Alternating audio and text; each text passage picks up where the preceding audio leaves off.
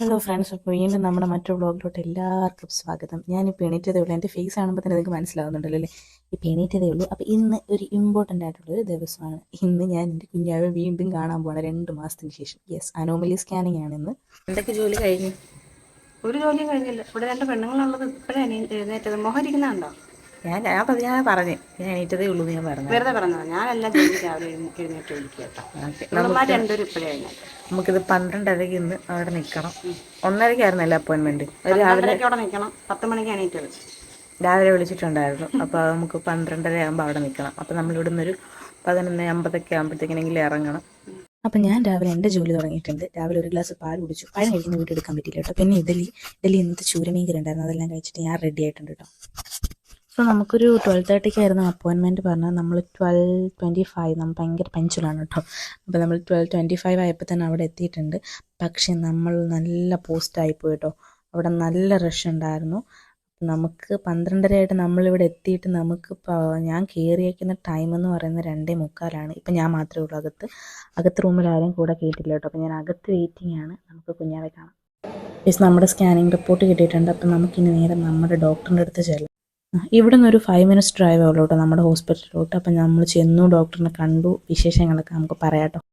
അപ്പോൾ ഗൈസ്, ഇന്നലെ ഞാൻ ബാലൻസ് വീഡിയോ ഒന്നും എടുത്തില്ല. റിസൾട്ട് എന്താണെന്നൊന്നും പറഞ്ഞില്ല. കാരണം ഡോക്ടർ കുറച്ച് ബെഡ് റെസ്റ്റും കാര്യങ്ങളും കുറച്ച് ഡീറ്റെയിൽഡ് ആയിട്ടൊക്കെ പറഞ്ഞു തന്നപ്പോഴത്തേന് ഇന്നലെ പിന്നെ എനിക്ക് വീഡിയോ എടുക്കുന്ന മൂഡ് പോയി. അപ്പോൾ അതുകൊണ്ട് ഇന്നലെ വീഡിയോ എടുത്തില്ല. അപ്പോൾ ഇന്നലത്തെ എൻ്റെ ബാലൻസ് വീഡിയോ ഇന്നാണ് കേട്ടോ. അപ്പം എനിക്ക് അനോമലി സ്കാനിങ്ങിൻ്റെ ഇവിടെ നമുക്ക് റിപ്പോർട്ട് കിട്ടിയിട്ടുണ്ട്. അപ്പോൾ തന്നെ കിട്ടും. അകത്ത് എനിക്ക് ഞാൻ ഡോക്ടറിൻ്റെ അടുത്ത് മാക്സിമം ഞാൻ ചോദിച്ചിട്ടുണ്ടായിരുന്നു. നമ്മൾ സ്കാൻ ചെയ്യുമ്പോൾ സ്ക്രീനിൽ കാണിക്കുമ്പോഴത്തേക്കിന് എനിക്ക് വീഡിയോ എടുക്കണമെന്ന് ചോദിച്ചിട്ടുണ്ടായിരുന്നു. പക്ഷേ അത് അവിടെ അലോഡ് അല്ലായിരുന്നു. അതിനുശേഷം പിന്നെ എനിക്ക് സങ്കടമായി. കാരണം വിപിനൊന്നും കാണിക്കാൻ പറ്റിയില്ല. കാരണം സ്ക്രീൻ കാണിക്കുമ്പോൾ അതല്ലേ നമുക്ക് സ്പെഷ്യലായിട്ട് തോന്നും. അല്ലെങ്കിൽ പിന്നെ നമുക്കൊരു പേപ്പറിൽ പിന്നെ ഇങ്ങനെ തരുമ്പോഴത്തേക്കും അതിനകത്ത് എല്ലാ ഡീറ്റെയിൽസും കാണണമെന്നില്ല. ഡോക്ടേഴ്സിന് കൊടുക്കാനുള്ള ഡീറ്റെയിൽസ് മാത്രമേ അതിനകത്ത് കാണുള്ളൂ. അപ്പം അതിനുശേഷം ഞാൻ കൗണ്ടറിൽ നിന്ന് പുറത്തിറങ്ങി ഒരു 1/2 hour വെയിറ്റ് ചെയ്തു. റിസൾട്ട് വരാൻ വേണ്ടിയിട്ട് 1/2 hour വെയിറ്റ് ചെയ്തു. നല്ല റഷായിരുന്നു കേട്ടോ. അവിടെ ഞങ്ങൾ ഓൾറെഡി ഞങ്ങളൊരു 15 days മുന്നേ ഞങ്ങൾ ബുക്ക് ചെയ്തിട്ടുണ്ടായിരുന്നു. പക്ഷേ എന്നിട്ടും ഞങ്ങളവിടെ പോയതിന് 12:30 ഞങ്ങളുടെ അപ്പോയിൻമെൻറ്റ് ടൈം. ഞാനവിടെ പോയിരുന്നിട്ട് ഞാൻ സ്കാനിങ്ങിന് കയറുന്നത് 2:45. അപ്പോൾ അതുവരെ അവിടെ വെയിറ്റ് ചെയ്തു. പിന്നെ എനിക്ക് സമയമില്ലായിരുന്നു ഡോക്ടറിൻ്റെ അടുത്തൊക്കെ പോയി കാണിച്ചു. കാരണം നമ്മുടെ ഗൈനക്കോളജി സെയിം ഹോസ്പിറ്റലിലല്ല. അപ്പം നമ്മൾ കാണിക്കുന്ന ഹോസ്പിറ്റലിൽ ഈ അനോമലി സ്കാനിങ്ങിൻ്റെ ആ ഒരു ഫെസിലിറ്റീസ് ഒന്നും ഇല്ല. ഞാൻ ഡോക്ടറിൻ്റെ അടുത്ത് കൊണ്ടുപോകുന്നതിന് നമ്മൾ ഈ റിസൾട്ടൊക്കെ ഒന്ന് നോക്കുമല്ലോ, നമുക്കൊന്ന് സമാധാനത്തിന് വേണ്ടിയിട്ട്. എന്നിട്ട് റിസൾട്ട് എല്ലാം കാണിച്ച് ഡോക്ടറുടെ അടുത്തൊക്കെ സംസാരിച്ചിറങ്ങിയിട്ട് പിന്നെ ഞങ്ങൾക്ക് എല്ലാവർക്കും ഭയങ്കര വിശപ്പായിരുന്നു. അപ്പോൾ ഞങ്ങളെല്ലാം ഫുഡെല്ലാം കഴിച്ചിട്ടാണ് ഞങ്ങൾ വീട്ടിൽ വന്നത്. വീട്ടിൽ വന്നപ്പോഴത്തേന് പിന്നെ എനിക്ക് ആ ഒരു വീഡിയോ എടുക്കാനുള്ളൊരു മൂഡൊക്കെ പോയി. ഞാൻ കരുതി നെക്സ്റ്റ് ഡേ ഇന്നിരുന്ന് ചെയ്യാമെന്ന് കരുതിയിട്ട് ഞാൻ റിസൾട്ട് എൻ്റെ കയ്യിൽ ഇവിടെ ഉണ്ട്. ആദ്യമേ തന്നെ നമ്മുടെ പേരും കാര്യങ്ങളൊക്കെ എഴുതിയിട്ടുണ്ട്. പിന്നെ നമ്മൾ ആരാണ്, നമ്മുടെ റെഫറൻസ് ഡോക്ടർ ആരാണ്, അത് എന്ന് പറഞ്ഞാൽ സൂസൻ. എൻ്റെ ഡോക്ടറിൻ്റെ പേര് സൂസൻ അശോക് എന്നാണ്. ഏജ് എഴുതിയിട്ടുണ്ട്. പിന്നെ നമ്മൾ എന്നാണോ കാണിക്കുന്നത് ആ ഒരു ഡേറ്റ് എഴുതിയിട്ടുണ്ട്. എനിക്കിപ്പം 22, അതായത് 21 6 days ആണ്. അപ്പോൾ ഇന്നും കൂടെ ആയപ്പോഴത്തേന് 22 weeks കംപ്ലീറ്റ് ആയിട്ടുണ്ട്. അപ്പോൾ നമ്മുടെ ഈ അനോമലി സ്കാനിങ് എന്ന് പറയുന്നത് ND സ്കാനിങ് കണക്ക് നമുക്ക് എല്ലാ സ്കാനിങ്ങും ഭയങ്കര ഇമ്പോർട്ടൻ്റ് ആണ്. ഡേറ്റിംഗ് സ്കാൻ ആയിക്കോട്ടെ, അനോമലി സ്കാൻ ആയിക്കോട്ടെ, ND സ്കാൻ ആയിക്കോട്ടെ, ഗ്രോത്ത് സ്കാൻ ആയിക്കോട്ടെ, എന്താണെങ്കിലും നമുക്ക് ഇമ്പോർട്ടൻ്റ് തന്നെയാണ്. നമ്മൾ ഓരോന്നും നമ്മൾ പേടിച്ചിട്ടാണ് നമ്മൾ ഓരോ സ്കാനിങ്ങിനും നമ്മൾ പോയിരിക്കുന്നത്. എനിക്ക് ND സ്കാനിങ് അത്ര ഭയം തോന്നിയില്ല. പക്ഷേ ഇത് അനോമലി സ്കാനിങ് ഞാൻ നല്ല ടെൻഷനിലാണ് അവിടെ ഒന്ന കാര്യം പോയിരുന്നത്. പിന്നെയെന്ന് പറഞ്ഞാൽ എനിക്ക് 4D സ്കാനിങ് കൂടാണ് കേട്ടോ ഡോക്ടർ സജസ്റ്റ് ചെയ്തത്. സാധാരണയായിട്ട് 2D ഒക്കെയാണ് മാക്സിമം എടുക്കുന്നത്. 3D 4D ഒക്കെ അത്രയ്ക്ക് നല്ല രീതിയിൽ അല്ലെങ്കിൽ കോംപ്ലിക്കേഷൻസ് ഒക്കെ ഉള്ളവർക്കൊക്കെ എടുക്കുന്ന സ്കാനിങ് ആണ് ഈ 4D സ്കാനിങ് എന്ന് പറയുമ്പോഴത്തേക്കും. അപ്പോൾ അത് തന്നെ എനിക്ക് നല്ലൊരു പേടി ഉണ്ടായിരുന്നു. പക്ഷേ സ്കാനിങ് എടുത്തപ്പോഴത്തേക്കും വേറെ കുഴപ്പങ്ങളൊന്നുമില്ല. പിന്നെ ആൻറ്റീരിയർ ആണ്, പ്ലാസൻ്റെ ലോയർ ലൈനിങ് ആണ്. അപ്പോൾ അതുകൊണ്ട് ഡോക്ടർ കുറച്ച് റെസ്റ്റ്, ബെഡ് റെസ്റ്റ് ആയിട്ടൊന്നും ഇല്ല, എന്നാലും റെസ്റ്റ് പറഞ്ഞിട്ടുണ്ട്. ജോലികളൊന്നും ചെയ്യാൻ പാടില്ല. ഇന്നലെയിൽ എന്നെ കൊണ്ട് ഇവിടെ ജോലികളൊന്നും ചെയ്യിക്കുന്നില്ല. ആക്ച്വലി ഞാൻ 5th month കംപ്ലീറ്റ് ആയി. അപ്പോൾ ഇനി എനിക്ക് ജോലി ചെയ്യാം ഉണ്ട്. ഡെലിവറി ടൈമൊക്കെ ആകുമ്പോഴത്തേക്കും നമുക്ക് നോർമൽ ആവാനായിരിക്കും നമ്മൾ മാക്സിമം ശ്രമിക്കുന്നത്. അപ്പോൾ ഞാൻ അതുകൊണ്ട് ഓക്കെ ജോലി ചെയ്ത് തുടങ്ങാം എന്നൊക്കെ കരുതി ഞാൻ 2 ദിവസം ഭയങ്കര ജോലിയിലൊക്കെ ആയിരുന്നു. അത് കഴിഞ്ഞിട്ട് 2ാമത്തെ ദിവസമാണ് സ്കാനിങ്ങിനൊക്കെ പോകുന്നത്. അപ്പോൾ സ്കാനിങ്ങിന് വന്ന ശേഷം ജോലി ചെയ്യാൻ പാടില്ല, വീണ്ടും റെസ്റ്റ്. ഇനി അപ്പോൾ നമുക്ക് ഇനിയിപ്പോൾ ഈ പ്ലാസൻ്റ് നമുക്ക് നേരെയായിട്ട് വരണമെങ്കിൽ, കറക്റ്റ് പൊസിഷനിൽ വരണമെങ്കിൽ ഇനി അപ്പം ഞാൻ വീണ്ടും അടുത്ത 2 മാസം വെയിറ്റ് ചെയ്യണം. അടുത്ത 2 മാസം റെസ്റ്റ് ആയിരിക്കും. പിന്നെ ഇനി എനിക്ക് എന്തെങ്കിലും അറിയണമെങ്കിൽ അത് 7-ാം മാസത്തിൽ എനിക്ക് അറിയാൻ പറ്റത്തുള്ളൂ. പിന്നെ നമ്മൾ NT സ്കാനിങ്ങിൻ്റെ റിപ്പോർട്ട് കണക്ക് തന്നെയാണ് ഇതിനകത്ത്. സിംഗിൾ ആണോ, ട്വിൻ ബേബീസ് ആണോ, മൾട്ടിപ്പിൾ ആണോ, അങ്ങനെ എന്തെങ്കിലും കൊടുത്തേക്കും. പിന്നെ കാർഡിയാക് ആക്ടിവിറ്റി, നിങ്ങളുടെ കാർഡിയാക് ആക്ടിവിറ്റി ഒക്കെ നോർമലാണ്. ആംബിലിക്കൽ കോഡ് 3 വെസൽ കോഡ് നമ്മൾ പറഞ്ഞിട്ടുണ്ട്. ആംബിലിക്കൽ കോഡ് എന്ന് പറഞ്ഞാൽ പൊക്കിൾ കോഡിയാണ്. ഒരു 3 വെസൽ കോഡ്, ചിലവർക്ക് 2 വെസൽ കോഡ് വരും. അതെന്ന് പറഞ്ഞാൽ ഒരു ആർട്ടറിയും ഒരു വെയിനും വരുന്നതിനാണ് 2 വെസൽ കോഡ് എന്ന് പറഞ്ഞാൽ. അപ്പോൾ എനിക്ക് 2 ആർട്ടറിയും ഒരു വെയിനും, അപ്പം അങ്ങനെ 3 വെസൽ കോഡ് എന്തിനകത്ത് കാണിച്ചിട്ടുണ്ട്. പിന്നെ ലിക്കർ വോളിയം എന്ന് പറയുന്നത് നോർമലാണ്. അതായത് നമ്മുടെ അമ്യൂട്ടിക് ഫ്ലൂയിഡ് അത് നോർമലായിട്ട് തന്നെയാണ് കാണിക്കുന്നത്. അത് എനിക്ക് കാണിച്ചേക്കുന്നത് 13.7 സെൻറ്റിമീറ്റർ ആണ്. നോർമൽ എന്ന് പറയുമ്പോഴത്തേന് 5 to 25 വരെ നോർമലായിരിക്കും. അപ്പോൾ അതിലെനിക്ക് 13.7 ആണ്. അപ്പോൾ അതിനകത്ത് എനിക്ക് നോർമലാണ്, അതിനകത്ത് കുഴപ്പങ്ങളൊന്നുമില്ല. അതിനുശേഷം നമുക്ക് കാണാൻ പറ്റും ഫെറ്റൽ ബയോമെട്രി എന്നും പറഞ്ഞുകൊണ്ട് BPD, HC, AC, FL എന്നൊക്കെ പറഞ്ഞു അതും ഒരു ബോക്സ് കണക്ക് അതിനകത്ത് കാണിച്ചിട്ടുണ്ട്. അതിൽ ഓരോ ദിവസം അല്ലെങ്കിൽ 2 ദിവസം അതിനകത്ത് ഡിഫറൻസ് കാണിക്കുന്നുണ്ട്. ഈ BPD എന്ന് പറയുമ്പോഴത്തേക്കിന് സ്കള്ളിൻ്റെ ബയോമീറ്ററാണ്. ഈ HC എന്ന് പറയുമ്പോഴത്തേക്കിന് അത് തലയുടെ ബയോമീറ്റർ, അതായത് തലയുടെ ചുറ്റളവാണ്. AC എന്ന് പറയുമ്പോഴത്തേക്കിന് വയറിൻ്റെത്.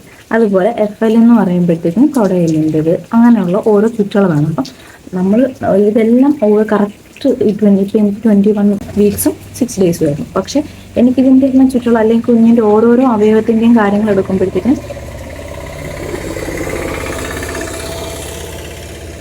എനിക്ക് എന്ന് പറഞ്ഞിട്ടാണ് വീഡിയോ എടുക്കുന്നത്. അപ്പോൾ അതിൽ റോഡിൽ കൂടെ ഒക്കെ വണ്ടികളൊക്കെ പോകും, ഇടയ്ക്ക് ഡിസ്റ്റർബൻസ് ആവും കേട്ടോ. ഇതൊക്കെ ഓരോ ദിവസം അല്ലെങ്കിൽ 5 ദിവസം അല്ലെങ്കിൽ ഒരാഴ്ചയൊക്കെ ചിലപ്പോൾ ഡിഫറൻസ് വരും. കാരണം നമ്മൾ സ്കാൻ ചെയ്യുമ്പോഴത്തേക്കിനും ഓരോ അവയവങ്ങളും ഓരോ രീതിയിലായിരിക്കും. കാരണം കുഞ്ഞാവ് നേരെ കിടക്കണമെന്നില്ല, ഇങ്ങനെ കുറുകി കിടക്കാം, അല്ലെങ്കിൽ ചുമ്മാ അവിടുന്ന് വെള്ളം ഉണ്ടായിക്കൊണ്ടിരിക്കും. അപ്പോൾ നമ്മൾ സ്കാൻ എനിക്ക് അതിലും പേടിയായിരുന്നു കാരണം കുറേ കണ്ടിട്ട് പോയത്, വീഡിയോസ് കണ്ടിട്ട് പോയത്. അപ്പോൾ കുഞ്ഞാവ് നേരെ കിടക്കത്തില്ല, ഇനി എന്ത് ചെയ്യും എന്നൊക്കെ കരുതിയിട്ട് ഞാൻ ടെൻഷൻ അടിച്ചിട്ടാണ് പോയത്. പക്ഷേ ഫസ്റ്റ് അറ്റംപ്റ്റിലാണ് കുഞ്ഞാവ് നേരെ തന്നെ കിടന്നത്. പക്ഷേ നമ്മളിങ്ങനെ എടുക്കുമ്പോഴത്തേക്കിനും സ്കാനിങ് ചെയ്യുമ്പോഴത്തേക്കിനും ഞാൻ അങ്ങോട്ടും ഇങ്ങോട്ടൊക്കെ അനങ്ങും.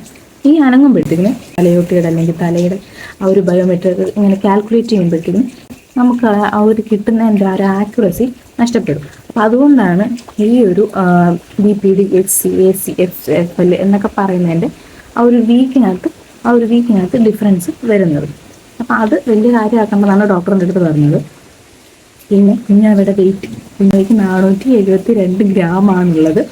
പിന്നെ എല്ലാം നോർമലാണ് കേട്ടോ. കുഞ്ഞാവയ്ക്ക് വളർച്ച കൂടുതലും ഇല്ല, വളർച്ച കുറവുമില്ല, വിത്തിൻ ലിമിറ്റിലാണ്, അതിലാണ് നിൽക്കുന്നത്.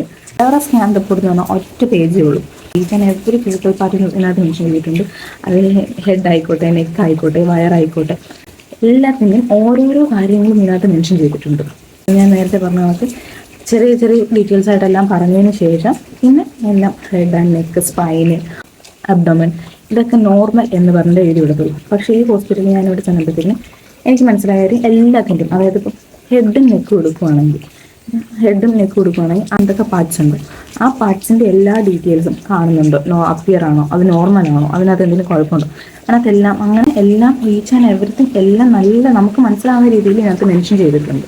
അപ്പോൾ നമുക്ക് ഇതിനകത്ത് കുഞ്ഞുമാവയുടെ ഓരോ അവയവങ്ങളും ഓരോ പാർട്സും നമുക്ക് ഇതിനകത്തുനിന്ന് മനസ്സിലാക്കാവുന്നതേ ഉള്ളൂ. നമ്മുടെ നേസൽ ബോണിൻ്റെ അതിൻ്റെ ആ ഒരു അളവ് വരെ ഇതിനകത്ത് എഴുതി വെച്ചിട്ടുണ്ട്. എനിക്ക് ആൻറ്റീരിയർ ആണ്, അതായത് പ്ലാസൻ്റ എന്ന് പറയുന്നത് നമുക്ക് 5-ാമത്തെ സ്കാനിങ്ങിൽ കറക്റ്റ് ഇത് നോക്കുന്നതെന്ന് പറഞ്ഞാൽ മെയിനായിട്ട് കുഞ്ഞിന് എന്തെങ്കിലും ജനിതകമായിട്ടുള്ള വൈകല്യങ്ങളുണ്ടോ, പ്ലസ് നമ്മുടെ പ്ലാസൻ്റ ഏത് പൊസിഷനിൽ കിടക്കും. 4 പൊസിഷൻ ഉണ്ടാകും നമ്മുടെ പ്ലാസൻ്റയ്ക്ക്.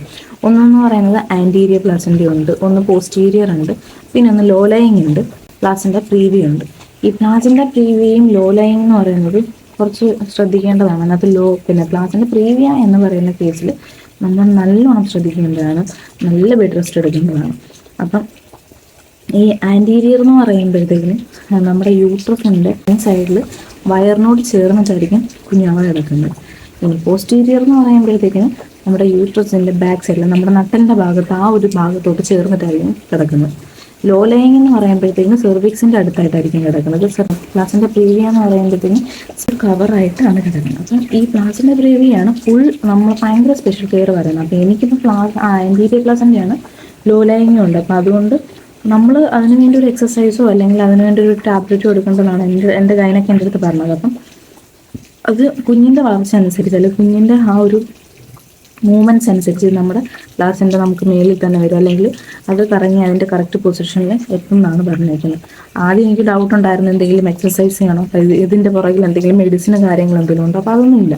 പിന്നെ അതിനടുത്ത് പിന്നെ സെർവിക്സ് ലെങ്ത് എന്നും കൊണ്ട് കൊടുത്തിട്ടുണ്ട്. അതിനകത്ത് എന്തെങ്കിലും നോർമലായിട്ട് എന്തെങ്കിലും ഡോക്ടേഴ്സ് കാണുവാണെങ്കിൽ അതെന്തെങ്കിലും മെൻഷൻ ചെയ്യുക. അപ്പോൾ ഇതിനകത്ത് അങ്ങനെയൊന്നും മെൻഷൻ ചെയ്തിട്ടില്ല. പിന്നെയെന്ന് പറയുന്നത് ഇതാണ് നമ്മുടെ കുഞ്ഞുവാവയുടെ ഈ വട്ടത്തെ സ്കാനിങ് റിപ്പോർട്ട്. ഇതാണ് എനിക്ക് ഭയങ്കര വിഷമം. കാരണം ഞാൻ ഭയങ്കര എക്സൈറ്റഡ് ആയിരുന്നു. കാരണം ഞാൻ കാണുന്ന വീഡിയോസിലൊക്കെ പിന്നെ 4D സ്കാനിങ് എന്ന് പറയുമ്പോൾ നല്ല എന്താ പറയുക, 4D സ്കാനിങ് എന്ന് പറയുമ്പോഴത്തേക്കും നല്ല തെളിവായിട്ട് നമുക്ക് നല്ല അടിപൊളിയായിട്ട് കുഞ്ഞുവാവേനെ കാണാം. കാറിലൊക്കെ പ്രിൻ്റൊക്കെ വരുമെന്നൊക്കെ കരുതി ഞാനിങ്ങനെ വീട്ടിലെല്ലാവരും കാണിക്കാമെന്നൊക്കെ കരുതിയിട്ട് ഞാൻ ഭയങ്കര എക്സൈറ്റഡ് ആയിരുന്നു. പക്ഷെ എനിക്ക് പ്രിൻ്റ് വന്നപ്പോൾ ഇങ്ങനെയാണ് വന്നത്. ഇതിനകത്ത് നമുക്ക് കാണാം, ഇതിനകത്ത് കുഞ്ഞാവയുടെ കുഞ്ഞു ഹൃദയത്തിൽ മാത്രമേ കളറുള്ളൂ, ബാക്കിയൊന്നും കളറില്ല. പിന്നെ അതിനകത്ത് എനിക്ക് മനസ്സിലായി ഒന്ന് ഹൃദയം ഒന്ന് തലയോട്ടി, ബാക്കിയുള്ള എല്ലാം ചെറിയ ചെറിയ, അതായത് ഡോക്ടേഴ്സിന് മാത്രം മനസ്സിലാവുന്ന രീതിയിൽ അവർ ചെറിയ ചെറിയ കോളത്തിലാണ് എല്ലാം ചെയ്ത് വെച്ചേക്കുന്നത്. അപ്പോൾ അതിനകത്തൊന്നും എനിക്ക് ഇതാണ് ഒന്നും പറഞ്ഞു കൊടുക്കാൻ എനിക്ക് ആരെടുത്തും പറഞ്ഞു കൊടുക്കാൻ എനിക്ക് പറ്റിയിട്ടില്ല. അപ്പോൾ ഇതാണ് എൻ്റെ അനോമലി സ്കാനിങ്ങിൻ്റെ റിപ്പോർട്ട്. എല്ലാവർക്കും ഒരേ തരത്തിലായിരിക്കത്തില്ല റിപ്പോർട്ട് വരുന്നത്. ചുമ്മാ ചെയ്തൊരു വീഡിയോ ആണ് കേട്ടോ. അതായത് എൻ്റെ സ്കാനിങ്ങിൻ്റെ ഞാൻ റിപ്പോർട്ട് ഇട്ടപ്പോഴത്തേക്കും എനിക്ക് സാധാരണ എൻ്റെ ചാനൽ എടുത്ത് നോക്കി നിങ്ങൾക്ക് അറിയാൻ പറ്റും, അതിനകത്ത് എൻ്റെ വ്ളോഗ്സിനൊന്നും വലിയ റീച്ചൊന്നുമില്ല. പക്ഷേ എൻ്റെ സ്കാനിങ് എന്ന് പറയുമ്പോൾ കുറേ പേര് ഇരുന്ന് കാണും. ഞാൻ പറഞ്ഞില്ലേ, ആ വീഡിയോയിൽ ഞാൻ മെൻഷൻ ചെയ്തിട്ടുണ്ടായിരുന്നു.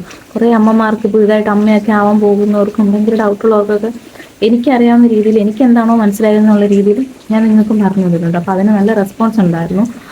പേഴ്സണലൊക്കെ എൻ്റെ ഫ്രണ്ട്സ്, സബ്സ്ക്രൈബേഴ്സ് അല്ല, എൻ്റെ ഫ്രണ്ട്സ് കുറച്ച് പേര് എനിക്ക് മെസ്സേജ് ഒക്കെ അയച്ചിട്ടുണ്ടായിരുന്നു.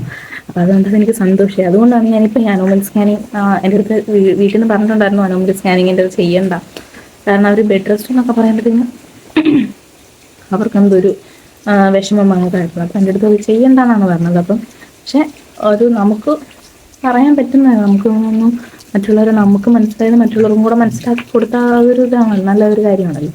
അതുകൊണ്ട് എനിക്കറിയാവുന്ന കാര്യങ്ങൾ എനിക്ക് മനസ്സിലായി, എൻ്റെ ഡോക്ടർ എൻ്റെ അടുത്ത് പറഞ്ഞത് എനിക്ക് മനസ്സിലായ കാര്യങ്ങളാണ്. അപ്പോൾ ഈ അനോമലി സ്കാനിങ്ങിലൂടെ ഞാൻ പറയുന്നത്. പിന്നെ ഇതിങ്ങനെ ഞാൻ ഒരു ചെയിനും മോതിരമൊക്കെ വാങ്ങിച്ചിട്ടുണ്ട് ഗൈസ്. അപ്പോൾ അതൊരു 10 പേരെയൊക്കെ അറിയിച്ചൊന്ന് പട്ടി ഷോ കാണിക്കണം. അപ്പോൾ അതുകൊണ്ട് ഇങ്ങനെയൊക്കെ കാണിക്കും, നിങ്ങളാരും മൈൻഡ് ചെയ്യണ്ട.